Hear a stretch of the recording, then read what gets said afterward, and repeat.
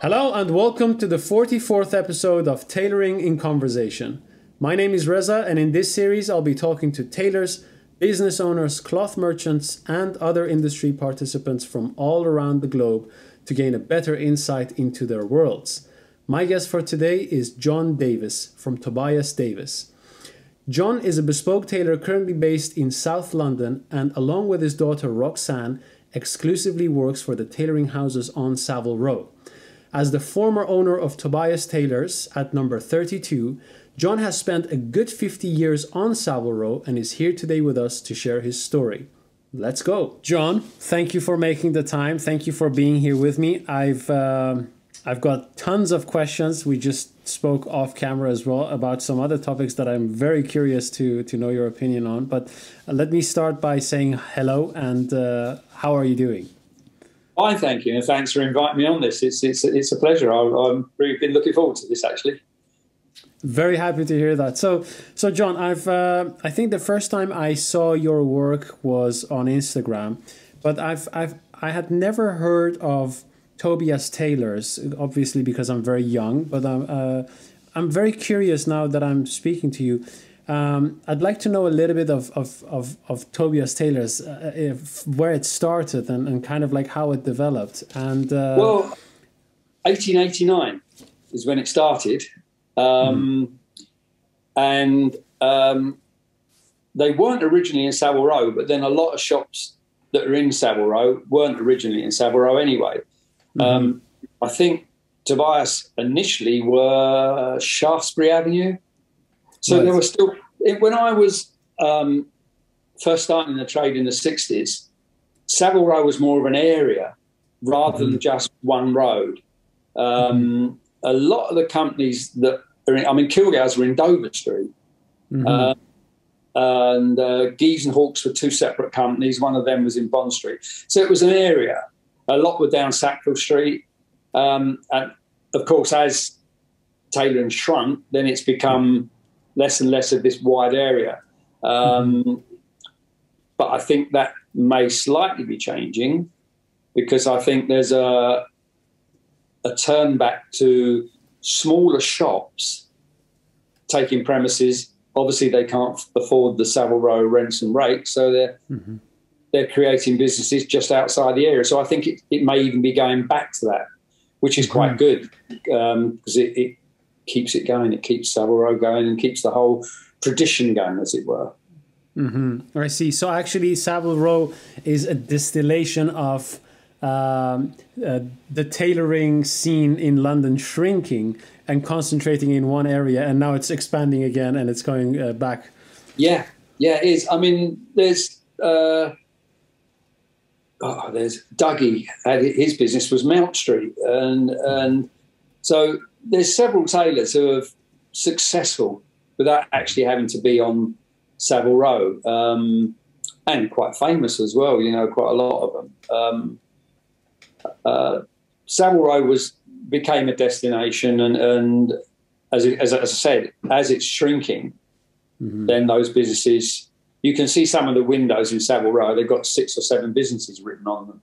But those businesses were actually viable businesses that are actually working. So it has shrunk, and I don't think that matters. But like we just said, it's expanding again. I think I think small, like you said earlier, the smaller tailors are starting their own business now. Obviously, they can't afford start-up prices in Savile Row, so they're finding workshops and little places to find a place to work. I mean, I have a few that some up near the Oxo Tower, some down in St James's. But as long as your clients are quite happy, then, because at the end of the day, that's what they're going for. They're going for a number 2. Where it's made is as long as it's made by proper Savile Row tailors and not in a factory, then you're getting the class of work. It doesn't matter where you're fitting that or doing it, sort of thing. So, John, you've had your own company on Savile Row, and you've had enough time to be on Savile Row, see it develop. First of all, how did you started your tailoring career, and how did you get to a position where you actually managed to have your own shop on Savile Row? Because I saw the photos, and it didn't look like a small workshop in a basement. It actually looked like a proper shop. So it was a shop. Yeah. So tell us a little bit about the trajectory of starting out and then having your own shop and everything in between. Right. That will take some explaining, but I'm good at that. Right, so I left school. I went to a grammar school. So my father expected me to be an accountant. That's what you did. Went to grammar school, you were an accountant, or something like that. So I did accountancy for a year. And I hated it. I didn't hate accountancy. I was quite good at it, but I just didn't like offices. They were, especially in the 60s, they were really stuffy. Even on a red hot day, you had to have your tie on, you had to have your jacket on. And I thought, I can't do this. And I always had a flair and a liking for fashion. I mean, this is the 60s, so I was a mod. I had my scooter, and clothes were really important to us. It was Cecil G's in them days, and you had to have the proper shoes and the mohair trousers, and so it was a constant all the time. You were picking the next fashion statement that you were going to wear on your scooter or go to the dance, and that sort of helped me. I was going between that and hairdressing. They were the two. It just so happened that a girl I was going out with at the time, her sister came home one night with her boyfriend, and he had the best suit I've ever seen in my life on. I went, wow, where did you get that? And his magic words to me was, oh, I made it. That did it. Wow. Yeah. And he said, I'm a tailor. And the sad thing is, I don't know his name, and I've never known. I've probably worked alongside him and stuff. So that was my impetus. And he gave me 3 shops to go and see. And the first one was Huntsman's. I went to Huntsman's. That was the first interview. And the chap I saw, he said that the apprenticeships were 7 years, with sort of 3 years, 4 years, and then a 2-3 year improving. And I thought, wow, 7 years. As I said earlier, I was a year in accountancy. So I'm now 19, whereas most apprentices were starting at 16.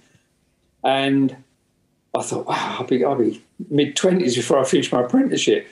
So then Kilgour's was my next interview, and I went along to that. And as I said to you earlier, I was interviewed by Fred himself, Fred Stanbury, lovely old guy. And I said to him, I know I'm 19, but my dad has quite happily knows that I'm not going to get the wages I was getting in accountancy, but he's willing to fund that while I do my apprenticeship. So we had a lovely chat, and then Fred went, okay. And he sent me up the workshop, and I started on the Monday. So that was my entrance into tailoring, was via seeing someone's suit that he had on. Looked great. So a question. Yeah. Why did they at Huntsman say, 7 years they said? It would take That's what I was told at the time. So what did they mean by that? Did they mean that it would take you 7 years to learn or to master? 7 years, probably the apprenticeship would take 3 to 4 years, and then you went on, this is the way I understood it, you went on some improver thing. I mean, Huntsman's for several years were section work. So you didn't sort of see a tailor or see a cutter and he'd give it to a tailor and it was made. It went to one lot to make the sleeves, and that's how they run for a long time, Huntsman's. Whereas Kilgour's, you learn, you got the coat, you made the coat, you sent it over to shop. That's it, and then you got it back, you pressed it and buttoned it, and it was ready for the client. So that's how we went on that, and I then started. I mean, I couldn't believe Kilgour's, because my governor that taught me the trade, I said, "Is it going to take?" I said to him, "Is it going to take me 4 years to?" He went, "Hey, you'll learn as fast as you can learn." He said, "You've got the advantage of being 19 and not 16, so you're a bit brighter and a bit further along the line. Hopefully, pick things up quicker. And I did 2.5 years. I was putting sleeves in. Wow. But 3 years came, I was done, and Mr. Shearer started giving me work on my own. So right. So, and another question was, because 3 years is very reasonable, and I think that most people who even nowadays hear about 5-year apprenticeships, 6-year apprenticeships, it kind of like, I wouldn't say it intimidates them, but it does affect their decision making whether to continue or not. Now, the question that I have is, did you learn pretty much everything you had to learn and become a code maker within 3 years because you spent an incredible amount of time in it, or was it the system that they had implemented for apprentices to learn as quickly as possible? What caused that? It was the system. Most, in fact, all of the tailors on our floor in Kilgour's had 2 apprentices. Right. So what they had, an apprentice that was getting near the end of had about a year left for his apprenticeship, and then they'd take on a new one. So that's where I came in. I came when Alan, who was the apprentice above me, had about a year left. So I supplied him with what he'd tell me what to do. My governor would sit there. There was 3 boards together, and he would tell Alan how to set the work out, and then I would supply Alan. So he'd say, "John, I need those in-breasts. I need that." And so he taught me all the pockets and all that, right up until. That was for about 2 years, roughly 2 years. And then after that first year, Alan left and I became the major apprentice, and we got another one, young Frank, who came in under me. I'd give him, right, Frank, I need those canvases, I need those pockets. And then Norman would then show me the tailoring things that needed to be shown, putting sleeves in, putting collars on. They're the hard bits. They're the bits, if you don't get right, you can. And I mean, canvassing, I learned from right from the off. Alan showed me that, and I still think I'm pretty good at canvassing. Yeah. And that's a make or break. If you get that wrong, the jobs had it. But then facings, Norman showed me how to put facings on properly, and then collars, and then sleeves. And then the last 6 months of my apprenticeship, by that time, Frank had gained a lot more knowledge himself, who was underneath me, and we were looking at another apprentice then. So I was basically putting in just sleeves for 6 months and doing collars. So I was concentrating on those final pieces of the jacket. And it works really well, that system. It really did work well. It was a constant one in, taught, and young one there. He gets taught. He moves on, becomes a tailor. You move up here, another one in here, and it worked. It did work. And we had a young girl that used to work with us, and she was the finisher. So we all worked in a little team together, and it was great. Great way of doing it. You know, the apprentices teaching apprentices system that you just described.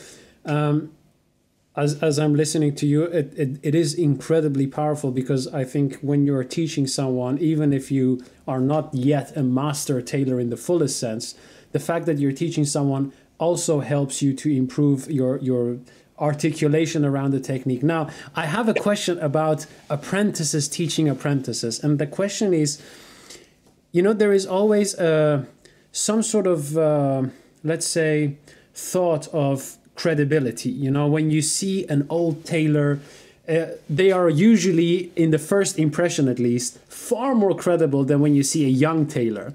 Now, when I first kind of like started my apprenticeship, I think we had other apprentices as well, who then would, for example, try to show me something. Now, whether this was a bad habit on my part or maybe a good habit, I will be able to tell that in good time. But at the time when that happened, I was always thinking, how is this young person who's probably been doing this for like only 2 years, how is that person going to teach me when they don't have built up the credibility and the years of experience? How was that in a larger scale at Kilgour's? Did you get those conversations, or was it just accepted as it was? it was kind of accepted because it worked. We'd seen it work. We'd seen the tailor who was in his last year. We'd seen them go on to become tailors, so that you knew when you were in that position, you knew you would make it as a tailor because that's how the system worked. The other thing which I didn't mention earlier, which helped us a lot, is, as I said to you earlier, Kilgour's had 20 apprentices in that one workshop, and 8, 9, 10 tailors, something like that.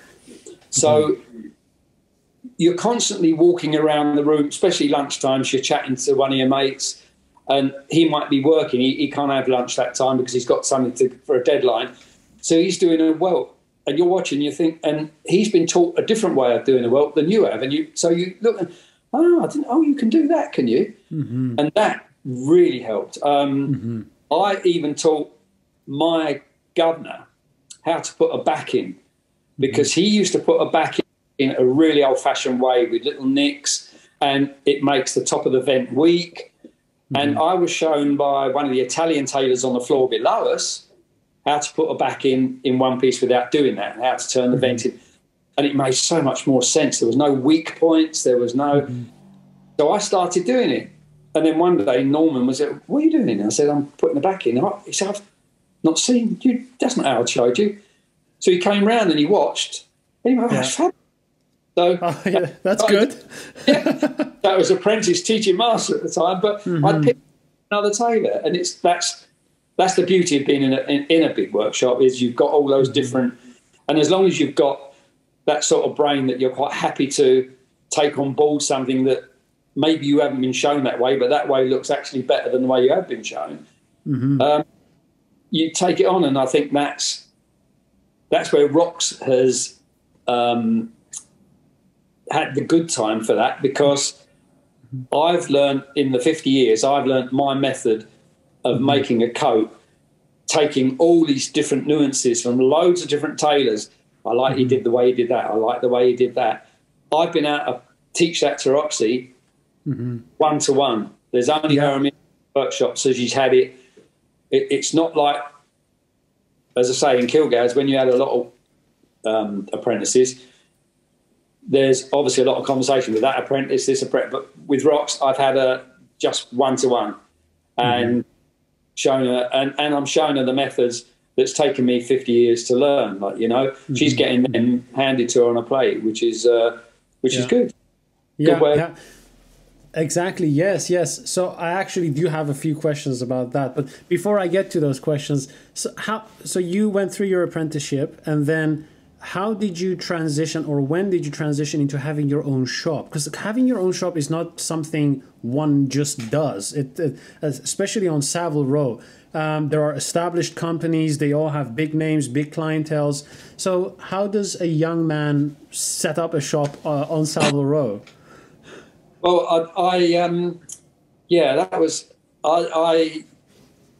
finished my apprenticeship, if you want me to go back that far. Sure. I finished my apprenticeship, and then it's a bit like, I found it a bit like going to university. When you finished, you didn't want to do it for a year. So I took a year out.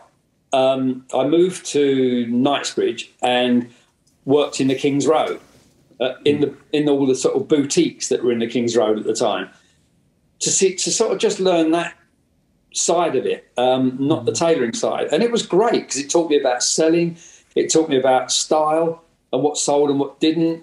And the King's Road in the 60s was absolutely buzzing, so it was a great place to be. And that helped. And then after a year, which is sort of my university year out, as it were, I thought, now I'm ready to go back to tailoring.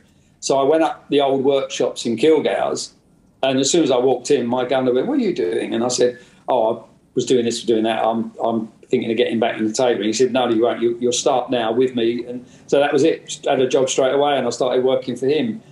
And I did that, and he left Kilgour's, so I went on my own and took the apprentice with me. And then I was, because of the King's Road link, I had lots of mates from there who wore fabulous clothes. And then one of them said to me, "Well, you couldn't make me a jacket." And in those days, it was that 60s, really tight, narrow shoulders, tight here, got to the waist and flared out, really, real big flare. It was lovely. So I made him a jacket, and he worked for Mr. Fish at the time. And he wore it one day, and Michael said to him, "Where'd you get that from?" And he said, "Oh, my mate made it." Next thing, I got a phone call from Michael Fish, called me over. He said, "Right, I want you here." And that was it. I left Kilgour's and joined Fish. And Michael was another one of those people. It was a really great guy, really helped me a lot. And I did cutting in it because I'd already taught myself cutting, learning from that AA Whiffy book, which everyone in Savile Row, if you haven't got it, you should have it. Yeah. I learned from that and then adjusted it. And then I worked for Fish right up until, as I say, the plug was pulled by the backers. So we didn't have a job. So then I went finding workshops and then went back to tailoring for companies. Bricker and Mellow is the main one, Aidney and Bootroy, which was about in them days. And I worked for them for several years until, same thing again, a friend of mine was at Benson and Clegg and he was leaving. They said, "You don't know a tailor that would fancy a job?" And he went, "Oh, no, one of might." And I went down there, saw David, and I thought, yeah, I could do with a change of scenery. So I went down and I worked with Benson and Clegg's for a long time. And then I'm from Blackheath. I lived around Blackheath, and I'm also a musician. I've been playing for years. So I was in a wine bar in Blackheath, and someone handed me a guitar and said, "Give us a song." It was a friend of mine. So I did, and a guy was sitting around the table for us. He said, "Oh, how do you know?" It was John, a guy called John. He said, "How do you know him?" I said, "Oh, we're tailors together." He said, "Oh, where'd you do your tailoring?" I told him. And he said, "No, come and work for us." So this was Tobias, and this was managed by a guy called John Brand, but owned by another guy called Dennis, who's since passed. So I went in as a tailor into Tobias. And then... And how old were you at the time? Whoa, I'm terrible with years. 88, so that's... I was probably 40s, mid-30s. Oh, right, okay. Something like that. Okay. Been around the workshops for quite a long time. And we bought it in... I went there before 80. I was there in about 85, something like that. And then the company decided to sack the manager. Right. And they had no one to run it. So they called me in and said, "Do you fancy buying it off of us?" And I thought, "Well, do I?" And then I had a friend at the time who was also looking for a job, and he was a cutter. And I was the tailor. So we went along as a double unit to the bank and said, "We need this X amount on a Savile Row business." And they said yes, and we bought it. One day we were a couple of tailors working for a shop. Next week we owned it. And now we were there for 20-odd years. Out of curiosity, and feel free to refuse to answer, but just as a reference, what I would like to know, in the 80s this happened, right? Yeah. So how much was that business bought for in the 80s? Well, there's a curious thing with tailoring. Right. It to us for, I mean, I'm talking 80s. It sounds a lot of money, but now you have a job buying a car with it. But I think they offered it for about 25 grand, something like that. Wow. What? But we didn't pay that. I think I was speaking a few years ago, and I think I was talking to Sue Thomas from Savile Row Bespoke, and I don't know whether it was 34 Savile Row, 31 Savile Row, one of those.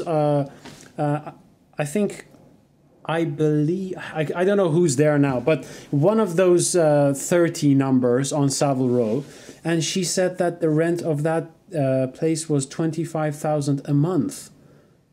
I bet, yeah. Wow, this is incredible. We were 31A. That was our number, right? And So yeah, so they offered the business to us, and we said, "But you don't have a business. You've got a shop, but you don't have a business." And they said, "Yes, we do. We've got." I said, "If we left there, where do you think the clients are going to go? They're not going to stay there. They're going to go wherever we go. Yeah. So you've got the premises and you've got a business, but the actual clients we've got because we've been servicing them now for 3 or 4 years." Yeah. And I had a think. So we eventually got it down to 12,500.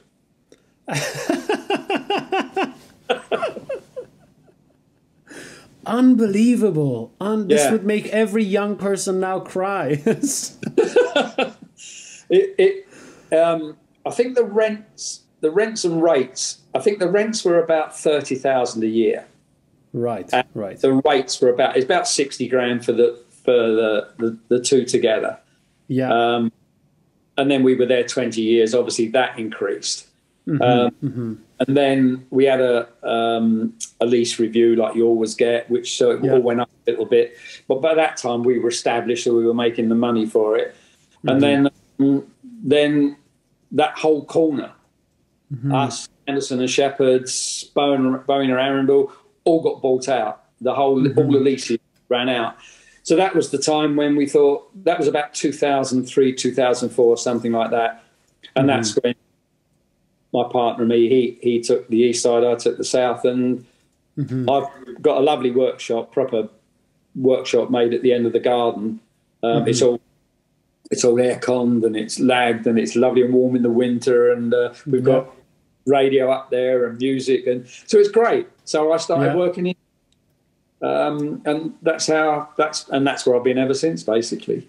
Right. So this is a very good actually point to ask this question. I can imagine, and I could be wrong, but because this differs per person, but I can imagine that if someone has a shop on Savile Row and then at some point for whatever reason they stop having that shop on Savile Row, anything else would feel like a downgrade. But you seem to have turned it into an upgrade. So could you tell us a little bit about how you dealt with the fact that, you won't be having a shop on Savile Row anymore? Will that maybe decrease my credibility, or will that, demotivate me or whatsoever? Did you have any of those thoughts at the time? No, not really, because I think, let's see, 2003. So I was probably mid-50s getting on like that. And so I was thinking, well, I'll slow down anyway. And what both me and my partner had done, we cherry-picked the clients. We got rid of all the ones that were awkward and difficult to deal with. But we had some fabulous clients that were really lovely and would order 4 or 5 suits at a time. And there's always places in Savile Row, Holland and Sherry and Dormays and who was the other one? Wayne Shield, that could let you have a room to do fittings in. And also I've known Alan Bennett. I've known him for a long time. He's an ex-Kilgour guy, younger than me, but I've known him for a long time, and he was really good. So Alan often said, and I did some work, I was doing some work for him, making coats for him. So he said, if you've got any fittings to do, you can use our fitting, which was kind of him. So that was really nice. So that helped. 9 times out of 10, that's where I did my fittings, in Alan's. And I tried to make them on a Saturday so it didn't muck his sort of shop and his business up too much. And that worked fine. And then, like I told you earlier, slowly, I was getting more and more work from different. Another couple of shops said, you couldn't do something for me. And I think the cutter I worked with in Allen's, in Davies, all those back then now, was Pat Murphy. Yeah.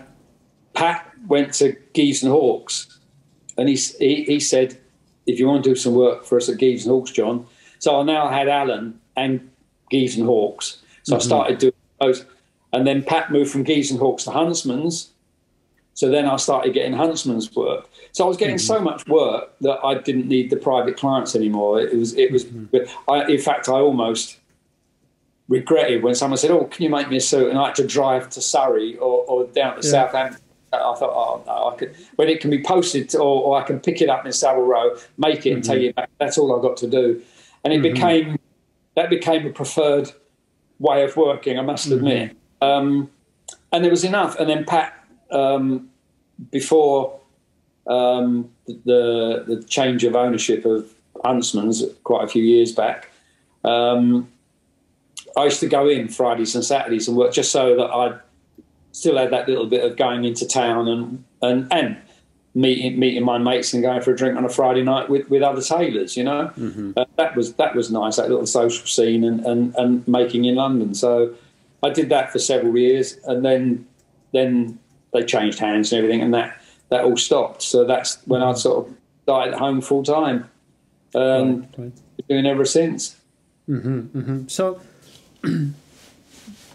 as I'm curious to know your thoughts, as someone who has kind of like apprenticed on and around Savile Row, worked on Savile Row, has owned the shop on Savile Row.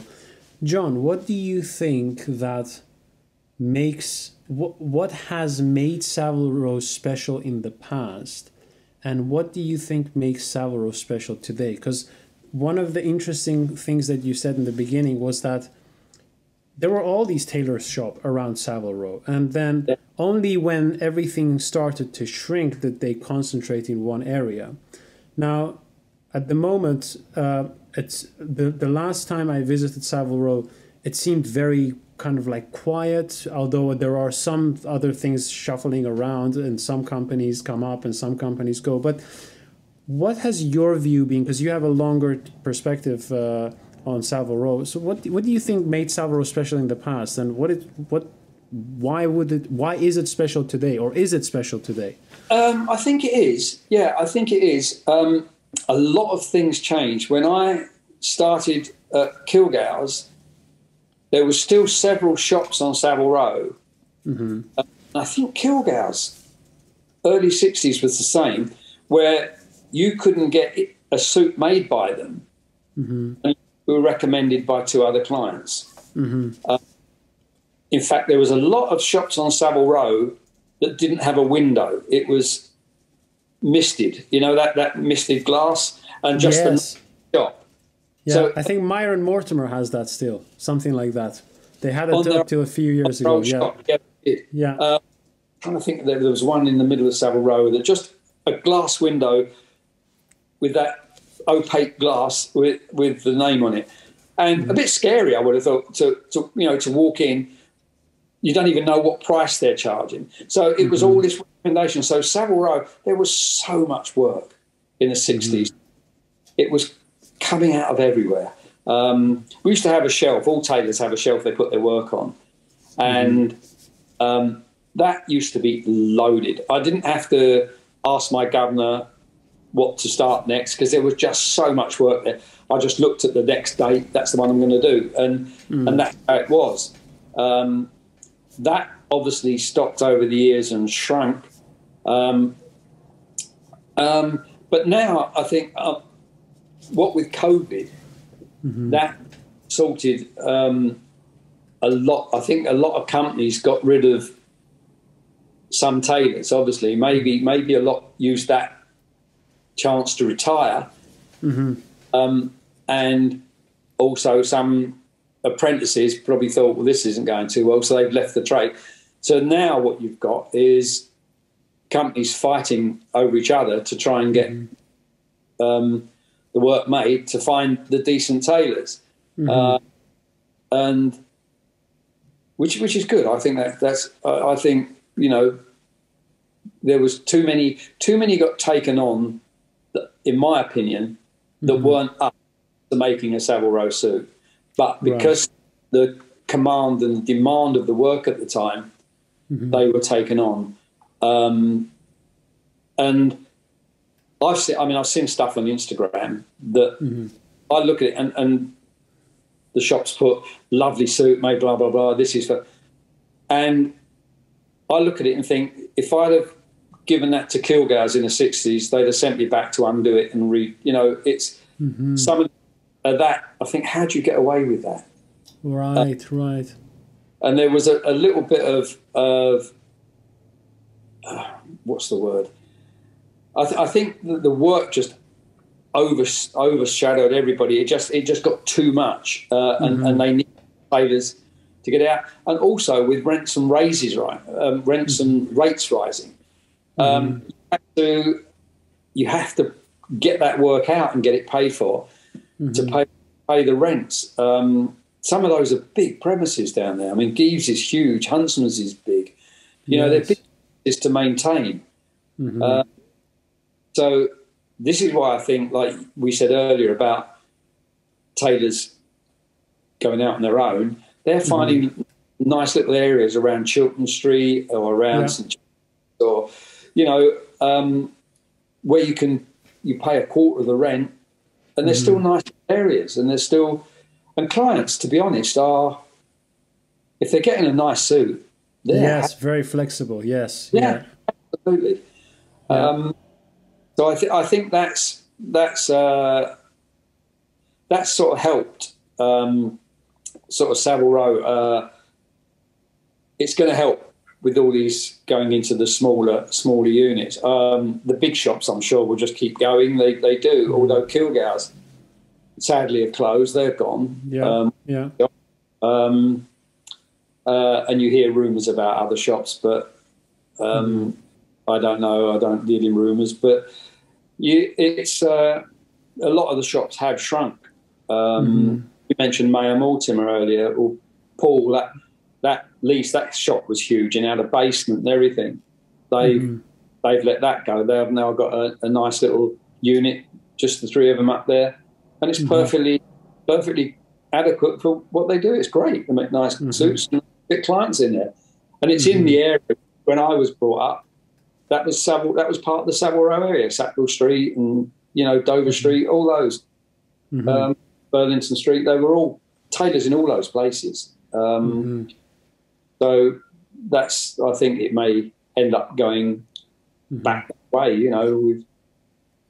Do you think that we will have in the future, maybe, I don't know, 20 years time, 30, 40, maybe even 100 years time, another Savile Row, but not on Savile Row, obviously, like maybe in a different street?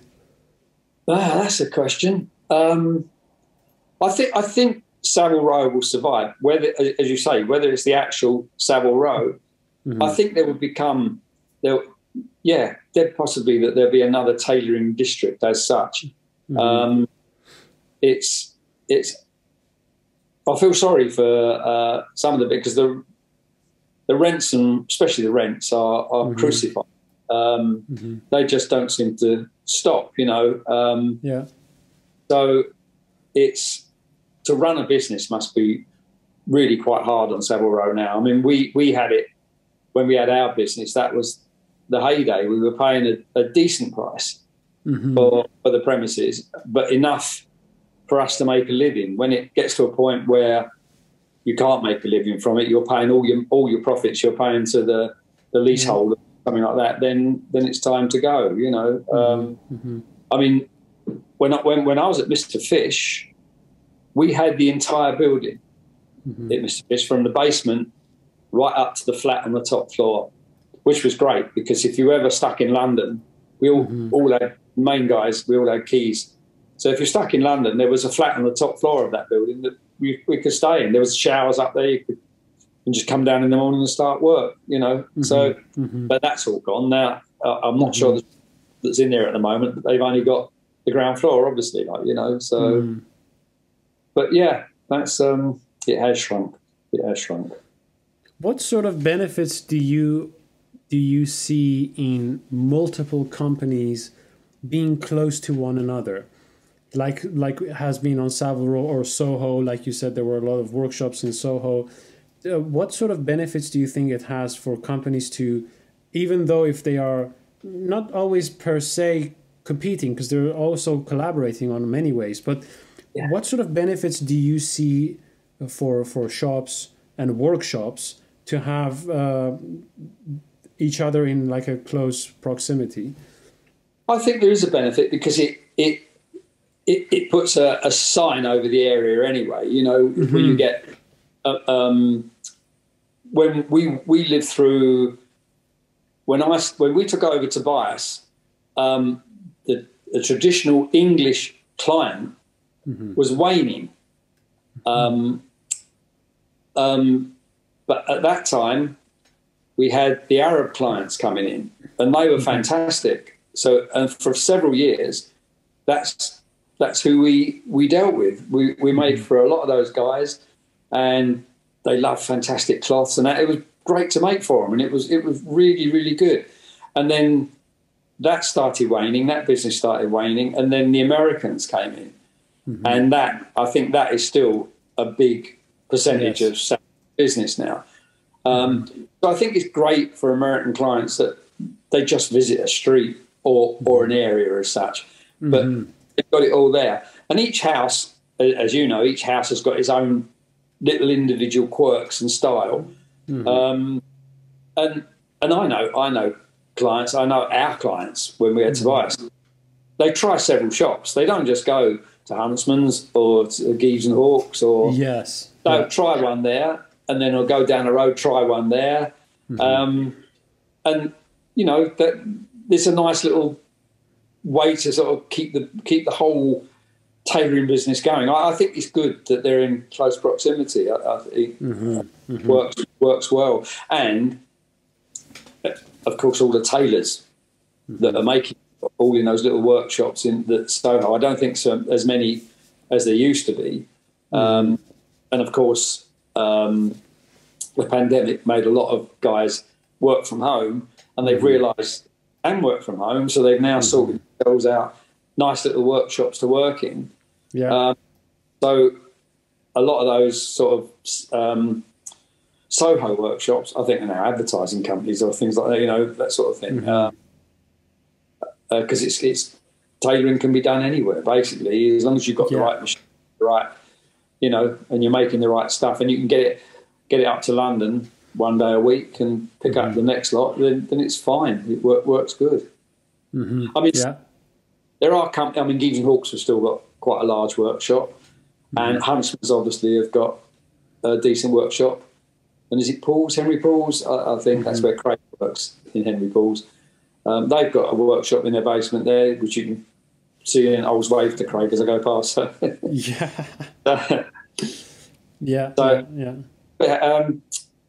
Roy Chittleborough, there's a workshop there, isn't there, in Chittleborough and Morgan? Yes, it's number 12 Savile Row, I believe. Yeah. I think it used to be one of the Huntsman workshops back in the days. Right. I don't know whether it's still a Huntsman workshop legally, like on paper, but I've heard that there used to be like 17 tailors, like just packed, you know. Doesn't surprise me. I mean,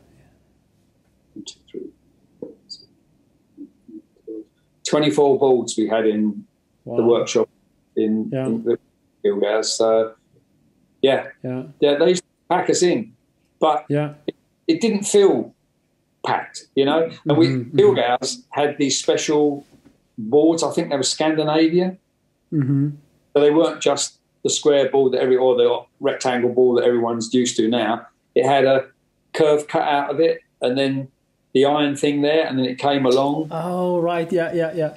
The strange shape. It's supposed to be the tailoring board, but it worked fine, you know. Yeah.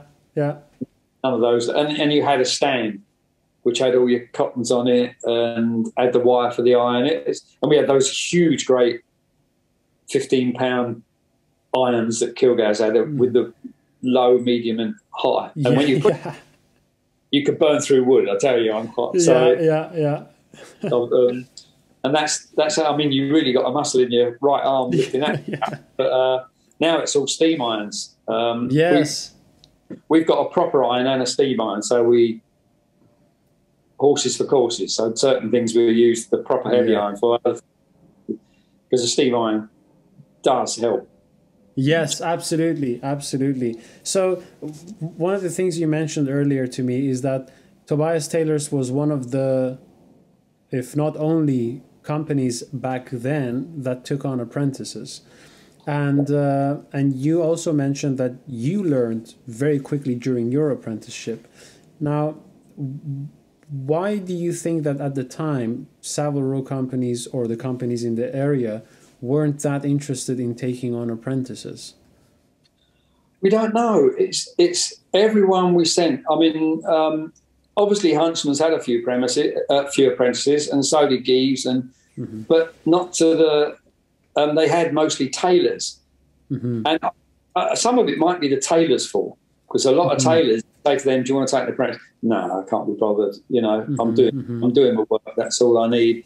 Because Kilgour's, when you took an apprentice at Kilgour's, they gave you a sort of fee for doing that for the first year, because as a tailor, you will lose money on an apprentice in the first year because they're learning. So Kilgour's subsidised that for the first year. And by the time the first year is over, that apprentice is now not costing you money. He might not be making you much, but it's at least it's not costing you. So you're not losing. So now you can afford to teach him. And that again worked really well. That was a good. I think a few shops still do that. But yeah, Huntsman's I think have got some apprentices. I don't know how many because I haven't been in there for years. I think Geeves have,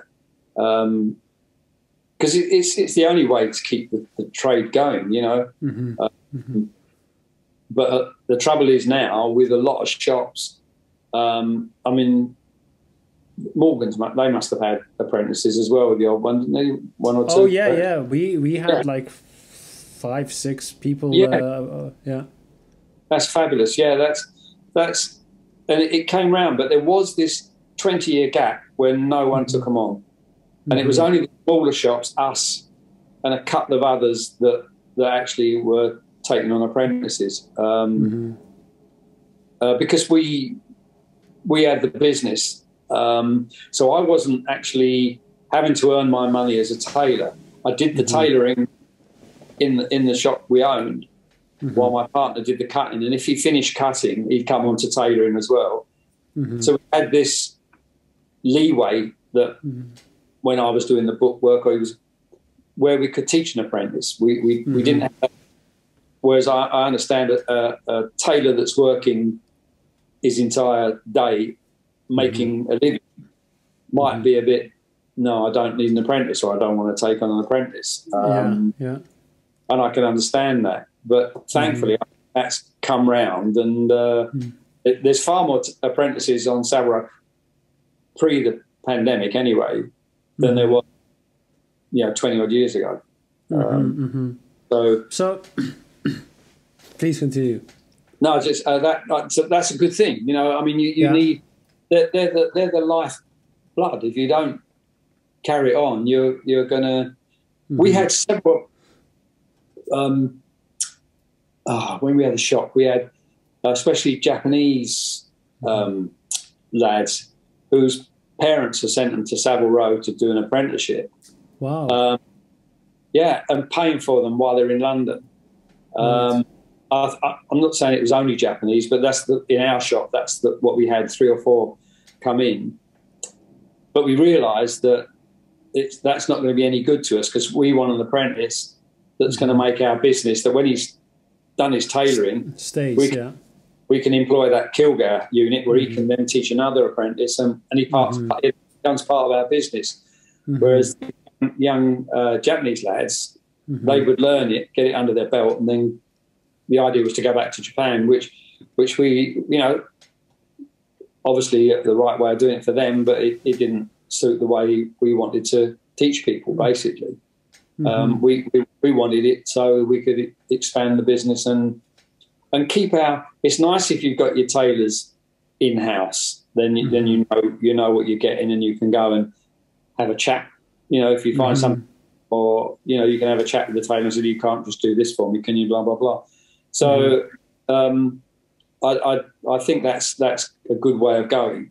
Thankfully, it's spread throughout. Paul, I think Paul's had a few apprentices. I mean, I haven't been in all these businesses way back, so I don't know. But I know from people we had people coming in every day to us nearly from the schools. from the colleges, and they tried every place in Savile Row, you know, and there was no one taking on apprentices. Mm-hmm. We were lucky when we closed down, when the leases ran out. We still had Craig, our young lad that we were teaching, and we didn't have the way of teaching him because it was closed. The lease had run out. But because we were known in Savile Row, we found a tailor in Paul's that was willing to take him on, and he taught him really. Paul, his name was, and he taught him really great. And Craig's a really good tailor now, so he's stayed in the trade, which is good to see. You know, it's completes the journey, as it were. Yeah. So one thing you mentioned was that there wasn't anything, or at least at Kilgour's, you didn't feel like you were held back as an apprentice. No. And I've spoken to some tailors, and I don't know, it surprises me how many people have this feeling, but I don't know what to make of it. So perhaps maybe you can provide some insight.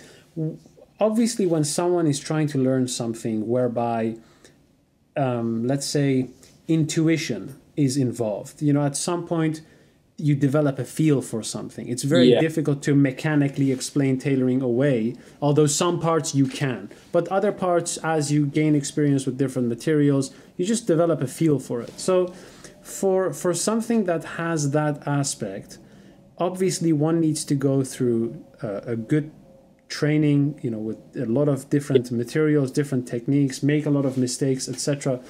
How can someone who just starts out make the distinction between I'm being held back versus this is just something that takes time to learn? How does one know that, you think? That's a real difficult question. I know what you're saying. It's, I mean, when we were learning, we had rumours. I mean, fortunately, the guy who taught me wasn't it, but we had rumours from some of the apprentices that some of the older tailors they were working for didn't want to share all their little tricks. They'd show you the basic, but they know there's a much nicer way of doing that. And there was a certain amount of that going on where you're not going to bleed my brains. I'm going to show you just the basic, but you're not going to get the rest, which I think is probably derogatory because Rox, I've shown her everything. It's, you know, sometimes I'll see her doing something. I'll still obviously keep an eye now. We're only 2 boards apart. So I have a look every now and then and I go, oh, hang on a minute, Rox. Just change that. Do this like that. And, oh, right, okay. And it's that sort of keeping an eye on. And I can understand. I mean, there is a certain, it does take time to learn. You're quite right, what you said earlier. It does take. There's probably people out there that think, oh, I want to learn this. Right, I'm now pad. I now need to learn this, and I need to learn this. And it doesn't work like that. You've got to get it under your belt and understand it before you can move on. This was always our bug that we had with some of the college people that came to us. Because they'd say, right, I've done my college degree, I can make a coat. And I said, but can you make a coat? I said, when did you make a pocket? And they'd say, well, I made a pocket in the first year. We did pockets in the first year. I said, have you made a pocket in the last 2 years? No, we've gone on to, that's no good.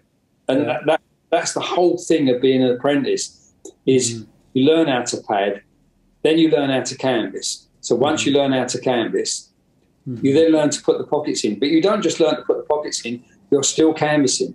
Yes. Then you put your pockets in. Then when you learn the next bit, you're still canvassing. And now you're putting the pockets in. Now you're learning to put the facings on. But you're still doing the canvassing and the pocket. It's a continuum. So you're always doing the pockets, always doing that. Then you learn facing. So that becomes every single job. It's not something you learnt 3 years ago, right, I've done pockets. Yeah. It doesn't work like that. And that's what makes a proper apprenticeship. And that takes time. Because obviously there's some people get these things quicker than others. Yeah. And there's different aspects. It's amazing how we've had different apprentices, and you show one apprentice how to put facings on, and they nail it straight away. But they'll have difficulty with understanding top collars. But then you'll get another one who really struggle with facings, but the one on the top collar, I'm like, it's been doing it all their life. So people struggle with different aspects as well. So you've got to take that into account when you're teaching someone. We always used to say, because we used to get lads and girls in, and we'd say, yeah, okay, if we had the space, if one of our apprentices moved up a little bit, and we'd give them 6 weeks. We always reckon 6 weeks. Because in 6 weeks you can see, I mean, obviously you start them on padding, that's the first thing, but you, with that 6 weeks, you see how someone holds a needle and how they hold a pair of shears. And that's important, because if they're still fumbling with a needle and shears and that, after you know they're just not right for tailoring, you know. We had one lad came in, and I think in 7 days, we knew that like that he can be a tailor. He just had it. He had it in his hands, and we could see it. He did things. He was doing things that we hadn't even shown him that he obviously thought, you know. And that takes. If you find someone like that, then you hang on to them, because they will be a tailor. You've not got to force it into them, because it's going to come. A lot of it's going to come natural, and that's important as well. But you're right. The time is, I suppose some people might feel that they're not being hurried enough, but then you've got to see the other side. Maybe the tailor's thinking, but they haven't got that yet. I can't push them onto anything until they've got that. So it's a bit of both, I think. You know, it's a bit of each individual works at a different pace and picks up things differently, and I said earlier, struggles on different aspects of a coat. So it's, I mean, I'm sure there are kids who are being held on longer than they need to, because it's cheap labour in many ways, isn't it? If you can hang on to them. It's a bit like internship. I've always struggled with that word, because that's, I mean, that would what they'd make us do now, I suppose. If we still had the shop, you wouldn't take a pay him for 6 weeks. You'd give him an internship and see how he, and you don't pay him, which I just find wrong. But then I'm old. No, I think that's completely right. You know, it overall it isn't an easy thing, because when you've taught your daughter, but when someone is like, if I'm going to a workshop, I'm a complete stranger to that person, and that person is a complete stranger to me. So, but at the same time, I am the person who goes there to learn. So I have to build some sort of commitment for myself, and also trust that person will decide and teach what's best for me. But you never know that with strangers. So there are always times during an apprenticeship when one just feels less confident. Maybe you've messed up 2 pockets, and now you're thinking, are they going to fire me? Am I made for this job whatsoever? Or they just tell you, well, you have to make 30 more pockets, and you think, well, do I have to make 30 more pockets because that's the rigorous training that I'm receiving and it's best for me? Or do I have to do that because they just don't have anything else to give to me? So how have you found that with your own daughter? Because obviously it's a very different relationship, but I'm pretty sure that you, as someone who's been there for a very long time in this trade, you know what she has to learn, or when she was starting out, what she had to learn to really become as competent as possible. Did she always trust the fact that you would ask her to do things that that would make her competent, or did she also get fed up and be like, hey dad, what the hell is it? I'm padding like 70 canvases now, show me how to do something else, you know? Did you have that as well? We definitely did. We've had our rows. It's like teaching your daughter to drive. It's a hard thing, you know, because she's got her own opinions, as you know, which is quite right. But yeah, most of the time she listens to me, and we've had our mistakes. She's made mistakes, but then so did I. I spent a weekend when I was at Kilgour. I was absolutely sweating because my governor was playing cards with some of the older tailors, and I said, what shall I do? He said, cut the facings on that dinner jacket. And I didn't check. Right. And it was a roll collar. Uh-oh. I cut it like a normal facing. Yeah. He said, you've done terrible there. You're going to Mr. Shearer on Monday. Yeah. And I was scared all weekend. And I went in Monday, and Ron Shearer was fabulous. He went, we use that in another job. We got plenty of that. I've been worried all weekend. So you make your mistakes, Rox. I mean, and that's the best way to learn. I mean, we've all cut things we didn't mean to, and snipped pockets when we or snipped a lining in the wrong place. But what I've tried to teach Rox, and I've learned, when you first start this trade, it's you think it's almost like brain surgery. Everything's got to be perfect. But when you've been in it a fair old time, you realise it's only lining. I can get another bit of it, you know. I mean, Rox, the worst thing Rox ever did, she cut a 4-part wrong when we did some work for Richard James. And I just went in and said, look, she had an accident. She's cut down here where she didn't mean to, right down the 4-part. I said, get the cloth. I'm quite happy to pay for it. But they said, oh, no, don't be silly. So they got the cloth in.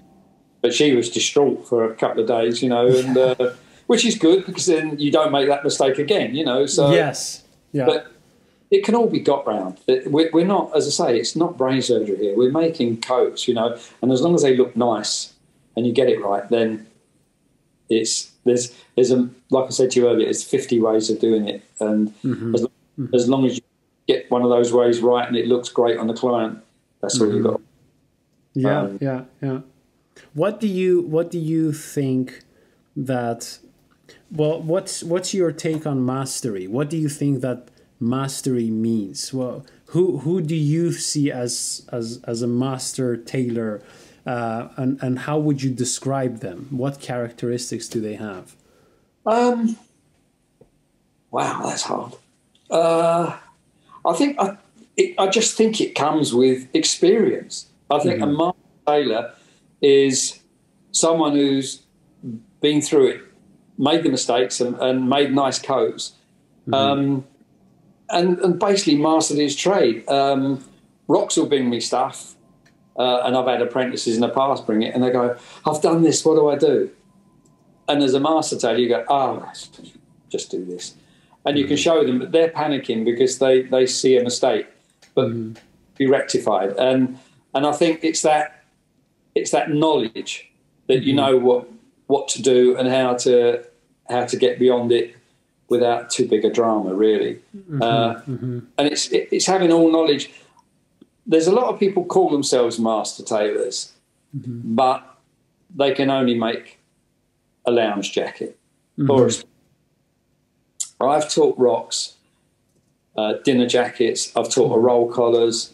I've taught her tailcoats, morning coats, dress coats. So she knows all them. We don't get that many dress coats, so if she got another one, I might have to keep looking over her shoulder and making sure she's getting it right. So that's my idea of a master tailor, someone that can make every garment, not someone who just does lounge suits and says, oh, no, I don't want a tailcoat, I can't make them. So I think that's one definition of master tailoring, that you know how to make each garment and you're not scared of sort of making it. When I was at Mr. Fish, we made some weird stuff. We made cashmere dresses for men, worn over trousers with big long boots. Yeah. We made a silk sort of jacket that buttoned down the side, no collar. It was like a beetle collar, and silks going round like that, and then down the fronts. You know, so I've learned to do all that to sort of adapt, and you try things. I had one jacket for fish where they wanted the old medieval sleeves, which had 3 slits in them, and then the lining coming out through the sleeves, you know, like these. Right. Yeah. And that took some working out. But as long as you sit there and think about it, you can work it out. You know, you can get there. I did a complete fashion show at Michael Fish. We had a fashion show which, like celebrities were invited to at the evening, and it was a whole do. And I worked with Sam Edelstein, who was the designer at the time. I don't know whatever happened to Sam, but I worked with him, and he used to do his designs, and he'd say, right, John, come over my flat. I've done the designs. Now you show me where the tailoring cuts have to go to make that. So then I'd sit down with his designs and go, all right, we're going to need a cut here, front cut, we're going to this here. So between us, we'd make the actual prototype, and then I'd make a toile up, and then we'd go on and we'd get it made. And I've still got the catalogue from that, and I've got some pictures taken at that fashion show. Yeah. On the TV and everything. It was great fun. But it's that sort of thing. If you get thrown in the deep end to do that, you either do it or you give up. And you just got to, right, I'm going to do this. I'm going to make these things. I've never made them before. And I'll have a go. And we did. We got everything out. Really, really good it was. Thoroughly enjoyed it. And that's what I've tried to teach Rox is adapt and try. When she says, Dad, how do I do this? I don't immediately go, oh. I go, work it out. Then if she's still struggling after half an hour, then I go, right, this is what you do. She still shows me sleeves because that's obviously the final part, which is, I've seen so many shocking sleeves on Instagram. I mean, we used to call them cowboy sleeves, John Wayne sleeves in the old days, because they're like that, you know. And I've taught her how to put drape in a sleeve, how to put roll in a sleeve and fullness. But she still, when she puts the sleeve in, she'll go, Dad, check that. So I'll have a quick look. But I won't say yes. I won't tell her what to do. I'll go too high or too low, and then she sorts it out. Or need to pop the front and things like that. So she's sort of doing it on her own, but she's just getting my final tip on it, as it were. Which is good. She's turning out some. When I think I as a father, you tend to push much more than you someone who is not related to you. And I realised the other day I was saying, you've got to get your speed up. You've got to get your speed up. And then I realised she's only actually been a tailor. Forget the apprenticeship. She's only actually been a tailor for 4 years. I've still got some of my old logbooks where I was getting £14 for a coat. Yeah. And that was when I was about 4 years into tailoring, and I was making like a forward and a base that week, or maybe one finisher, and she's doing that already. And I'm having a go, she's fast enough, and I realise I shouldn't be. I just think in my mind she's been in it longer, and she's, because her work's so good, I'm automatically thinking, why hasn't she done that by now? And then I'm realising because she hasn't got that far yet, you know? Yeah. It's confidence, speed. It's. I've seen plenty of fast tailors, skiffle tailors, who's called in my day, that can bang a coat together, but it's shocking. But if you've got a job and you've got to get it out, that's and the tailors, the shops used to use those sort of tailors, tailors. But it's Rox can get a speed up. It's confidence. It's once you become confident with pockets, rather than constantly checking them. I've done that. You're confident. You can now make nice. Yeah. She puts on great facings. So now, whereas she used to call me, have I got enough fullness in that facing? She doesn't, because her facings are good now. So those sort of things are speeding up. We're still slow on shoulders because she likes to get them right, and side, because shape has come back a big way, you know, and we're making a lot of shaped coats, so that means a lot of side seam stretching and a lot of inlay stretching and a lot of lining. A lot of people don't realise they do all the stretching. They don't put enough blooming lining in the. So when they come to, they fasten along the bottom, come up the side seam, and they suddenly realise the lining ain't going to make the top because it's too tight. They haven't put that extra bow in. So which is what I've shown Rox, to put that extra pleat in like the forepart, so that when you put your lining, it'll go round. I was told by Mr. Bricker years ago, I put a facing on slightly long. And I said, I'll alter that, Mr. Bricker. I didn't realise I'd got it that long. And he took a look at it. He went, it's not that long. He said, and a dirty coat inside means a clean coat outside. And that's what I want. So I thought, well, yeah. So I stuck by that. I don't put bad facings on, but I've always said to Rox, the more fullness you can get, because some people put such clean linings in and everything, but the time that's been dry cleaned once or twice or gone through a steam iron, that line is going to, you're going to have tight linings. So you do need that fullness to get over that. An inside a coat, it's as long as the linings are clean down the front here. That's and the facings aren't. I mean, you don't want tons of fullness, obviously, but sometimes again, that's cutters for you, unfortunately. Yeah. Well, yeah. I had a cutter who. This coat had a massive lapel, but the client had a big belly. He's given me a facing that wide. So it's gone down the lapel, okay. It's missed the bottom of the coat by about 4 inches. So how do I get that? So I've shrunk and stretched and shrunk, and I've got it round. Yeah. But I knew it was going to come back. But then funny when that facing you put, and I told him, I said, I take pictures now. If I get, I'll take a picture. Go. Do you want me to put this on? Or are you going to send me a new bit of cloth? Yeah. Well, that's a good thing to do. You know, it's very difficult to work with not enough material, especially when you have to finish the work and you don't have the time to communicate, wait for a new piece, and all of that. So it sounds like a wise choice to make those photos.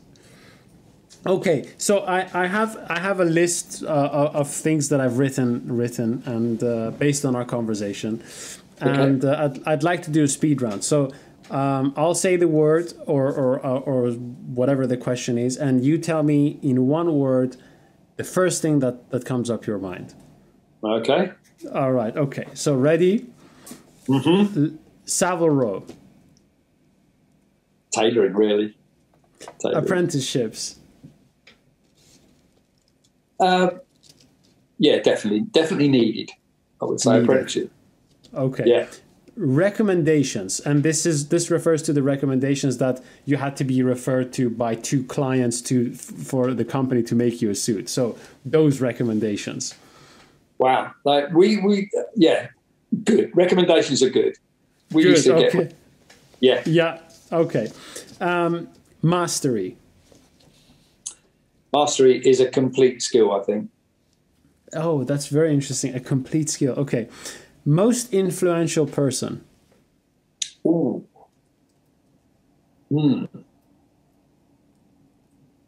I guess. Oh, you got me there. That's because there's been a few, but I think probably my governor who taught me the trade, because he taught me. So he had the biggest influence over turning me into a tailor. Yeah, definitely my boss. Yeah. Okay. Favorite musician. Oh, well, see, I'm from the I'm not from the 60s. I was born in 1945, so I lived the 60s as it should have been lived, and so I've got several because I've seen them all live. Okay. Wow, Jimi Hendrix has got to go. Yeah. Pretty high. I saw him live several times in small clubs. Yeah, Jimmy. I think Jimmy probably goes in there. Okay. The most difficult thing in tailoring? Sleeves. Yeah. I'll add to that check sleeves. Check sleeves. Oh, and do you mean the cutting of check sleeves or the sewing in of the check sleeves? A bit of both, but the cut. Most, I say to all shops that we work for, leave the sleeves to me. Don't recut them. Right. So you what do you mean when you say leave the sleeves to me? What do they have to give you, basically? They just give you the coat back with the sleeves basted, because we've made a baste. Yeah. And then what happens, I'll baste those sleeves back into the pitch they're supposed to be. Right. I'll mark the difference in the checks. Yeah. 5/8 for argument's sake. I will then cut 5/8 off the top and lengthen the cuff by 5/8. Those sleeves will go in perfect. Right. I see. I don't see how cutters can do it. I know of cutters. Oh, don't touch my sleeves. I've recut the check sleeve. How? How have you You don't know how much fullness I put in the sleeve. I was talking to a tailor a couple of years ago who only puts 1.5 inch fullness in the sleeve. In the entire sleeve? Yeah. Oh, wow, that's very little. I put 3 inches. Yeah. And so if the cutter had cut check sleeves for both of us, one of us is going to get those sleeves in wrong, because it won't, So the best way, if you've got a tailor you can trust, Pat Murphy, Stephen, all those have all left. They just leave their sleeves to me because they know that I'll cut them properly and get them in. And I've shown Rox how to do this. And I was shown an old trick, again, by Mr. Bricker years ago, that when you take, for argument's sake, 5/8 off of the top of the sleeve, you don't just cut 5/8 all round, otherwise you'll narrow. And what you do, you use the other sleeve, your template. So you mark 5/8 down, put the other sleeve on top, and then cut round it, and you'll get the width. And then you use the sleeve you cut on top of that one, cut round it. Perfect. Yeah. So essentially, you use it as a pattern Yeah. Well, that's I'm sure our viewers and listeners are gonna love that. So, okay. What does it mean to be a craftsman? Pride. Wow. Yeah. I think one thing I haven't tired of, and as I said, I'm in my 70s. I still get a buzz and a pride when we put a jacket on our dummy up the workshop when it's finished, and we go, "Yeah, that looks nice." Yeah. And if you haven't got that, then you're doing it. Then you're just doing it, without thinking. Yeah. Beautiful answer. Very, very good answer. Okay, now I've got 2 more. So, would you rather know 10,000 techniques but do them once, or know one technique but do it 10,000 times? Definitely the one technique. Really? Okay. Yeah. Most people have gone for that answer. Yeah. I think once and as I say, which is what I pass on to Rox, over the years, we've honed our techniques so that we know which bit, what to do on every sort of thing, So, one. Okay. And last but not least, John Davies. John Davies is drastically trying to retire, but enjoys tailoring too much. So I don't do the amount of work I used to do.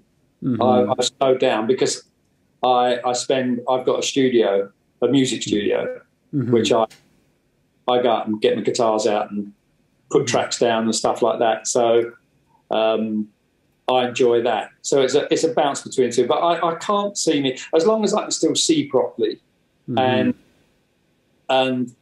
my hands still work okay, I can't see me stopping tailoring. I just enjoy it.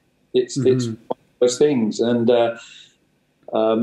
it's helped having Rox at the workshop because I can pass that sort of buzz along, as it were, and she's got that same, and as I say, 4 years a tailor, but she's got that same sense of pride. When she's finished a jacket, she puts it on the dummy And she goes, what do you reckon, Dad? And yeah, it's good. And you can see it on the face, you know? Good. That's all you need. Yeah, yeah. Well, fantastic. John, I've enjoyed every second of this conversation. And hopefully we could do this again with Roxanne as well, because I know she's busy at the moment. Yeah, definitely. But we'll get there. Okay, that'd be lovely. Yeah, thank you very much. Thank you as well. And that was John. I hope you enjoyed this conversation as much as I did. If you'd like to see more of John and Roxanne, or you'd like to get in touch with them, check out the links to their Instagram page in the description of this video. If you have any thoughts, comments, questions, or whatsoever, please let us know in the comment section, and we sure hope to see you again in the next episode. Until then, bye-bye.